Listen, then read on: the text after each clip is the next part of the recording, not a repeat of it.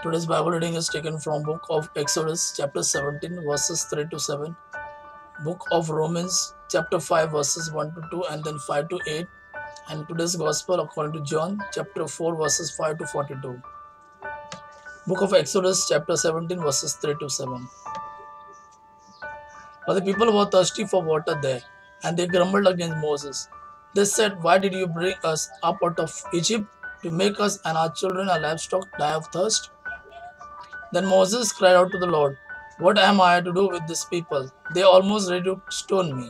The Lord answered Moses, "Walk on ahead of the people, take with you some of the elders of Israel, and take in your hand the staff with which you struck the Nile, and go.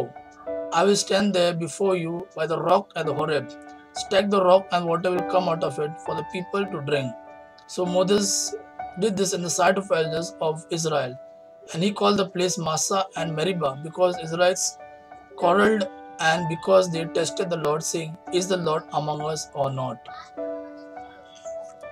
Today's second reading from book of Romans chapter 5 verses 1 to 2 and then 5 to 8.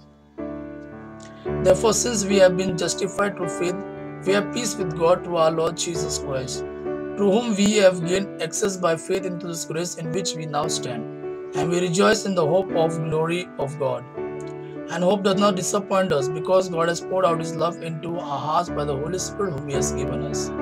You see, at just the right time when we were still powerless, Christ died for the ungodly. Very rarely will anyone die for a righteous man, though for a good man someone might possibly dare to die. But God demonstrated His own love for us in this: while we were still sinners, Christ died for us. Today's Gospel according to John chapter 4 verses 5 to 42. So he came to a town in Samaria called Sychar, near the plot of ground Jacob had given to his son Joseph. Jacob's well was there, and Jesus, tired as he was from the journey, sat down by the well. It was about the 6th hour. When Samaritan woman came to draw water, Jesus said to her, "Will you give me a drink?" His disciple had gone into town to buy food. The Samaritan woman said to him, "You are a Jew, and I am a Samaritan woman. How can you ask me for a drink?" For Jews do not associate with Samaritans. Jesus answered her, "If you knew the gift of God and who is it that asks you for a drink, you would have asked him, and he would have given you life-giving water." "Sir," the woman said, "you have nothing to draw with, and the well is deep. Where you can get this living water? Are you greater than our father Jacob, who gave us the well and drank from it himself, as did also his sons and his flocks and herds?" Jesus answered, "Everyone who drinks this water will be thirsty again, but whoever drinks the water I will give him will never thirst. Indeed, the water I give him will become in him a spring of water welling up to eternal life." The woman said to him, "Sir, give me this water so that I won't get thirsty and have to keep coming here to draw water." He told her, "Go, call your husband and come back." "I have no husband," she replied. Jesus said to her, "You are right when you say you have no husband.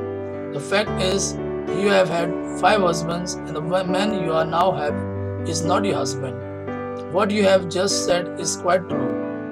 "Sir," the woman said, "I can see that you are a prophet. Our father worship on this mountain, but you Jews claim that the place where we must worship is in Jerusalem." Jesus declared, "Believe me, woman, a time is coming when you will worship the Father neither on this mountain nor in Jerusalem. You Samaritan worship what you do not know. We worship what we do know, for salvation is from the Jews. Yet a time is coming and has now come when the true worshippers will worship the Father in spirit and in truth. For they are the kind of worshippers the Father seeks. God is spirit, and his worshipper must worship him in spirit and in truth." The woman said, "I know that Messiah is coming. When he comes, he will explain everything to us." Then Jesus declared, "I who speak you am he." Just then his disciples returned and were surprised to find him talking with a woman. But no one asked, "What do you want?" or "Why are you talking with her?" Then leaving her water jar, the woman went back to the town and said to the people, "Come, see a man who told me everything I ever did. Could this be the Christ?" They came out of the town and made their way toward him.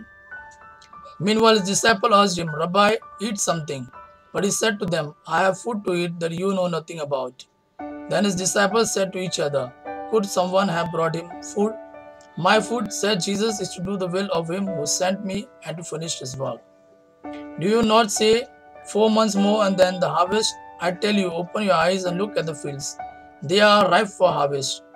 Even now the reaper draws his wages. Even now he harvests the crop for eternal life. So the sower and the reaper may be glad together. Thus the saying, one who sows another reap is true. I send you to reap what you have not worked for. Others have done the hard work and you have reaped the benefit of their labor. Many of the Samaritans from that town believe in him because of the woman's testimony. He told me everything I ever did. So when the Samaritan came to him, they urged him to stay with them, and he stayed 2 days. And because of his words, many more become believers. They said to the woman, "We no longer believe just because of what you said. Now we have heard for ourselves, and we know that this man really is the Savior of the world." Gospel of our Lord Jesus Christ. Praise the Lord Jesus Christ. May God our Father and His Son Jesus fill you with His mercy, peace, and love. Amen.